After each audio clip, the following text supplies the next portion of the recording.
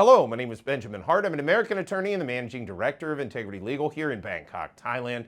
As the title of this video suggests, I need to stand corrected. I did a prior video where I was asking, hey, are they just doing this digital wallet by legislative fiat? Like why, is there going to be some sort of parliamentary due process associated with the digital wallet? And I did not see at the time that I made that video, it was not clear to me that that was happening.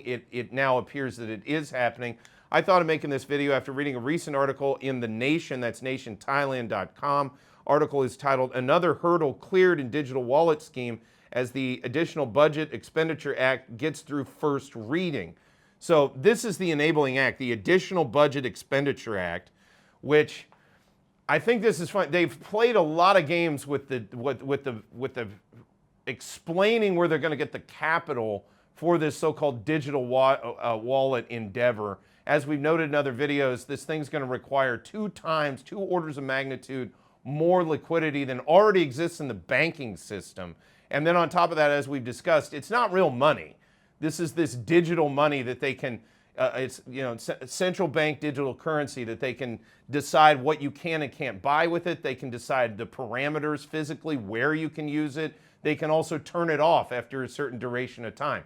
That's not money by any stretch of the imagination or by any definition that I've ever heard it. That said, quoting further, after a 10-hour debate on Wednesday, the House of Representatives voted 297 to 164 to approve the principle, so to approve in principle, I think is what they mean, of the Additional Budget Expenditure Act for fiscal year 2024, which allocates 122 billion baht to fund the government's handout under digital wallet scheme. So again, the notion that this is a handout already irks me, this neo-Keynesian stuff of just handing out money. It's basically socialism by subterfuge, and as Joseph Stalin once noted, communism is socialism in a hurry. So we see the track we're kind of heading down with all this free money notion.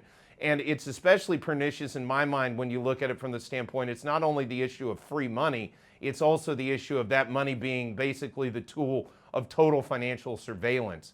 That said, quoting from Khaosod English, that's khaosodenglish.com, article titled, "Thai Lawmakers Approve $3.4 billion Additional Budget for Digital Wallet." Again, this is $3.4 billion.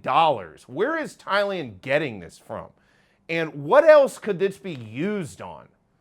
Think of the infrastructural projects and things, but no, instead we're going to create a digital token that'll track and trace everything, creates no new value in the system, and if anything, just creates a bunch of taxable events so that the normal rank and file Thai can just be taxed all the more. And bear in mind that we're having to go into debt or we're expending large amounts of the budget to do this, which would presume we'll go into debt later for things that we would have otherwise needed the government to undertake paying for. So one way or the other, it's just going to be the rank and file that are going to have to pay this off. And for what? To be more surveilled in our financial undertakings? I don't understand the point of that.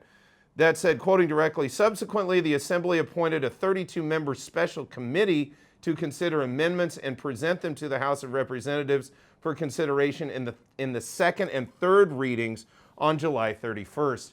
One thing that I really hope folks in Parliament will take a look at not passing this in the second and third readings, because at the end of the day, when you really drill down and get into what this means and what this could mean for the country, I don't see how a great deal of benefit is going to be garnered to the average Thai person by just creating a bunch of fiat currency out of thin air that's basically a tokenized system whereby their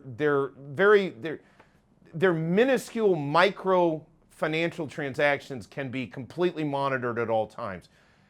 To call this Orwellian is a massive understatement. I truly, truly hope cooler heads prevail and the members in Parliament who are reviewing this matter really seriously consider just not going through with this.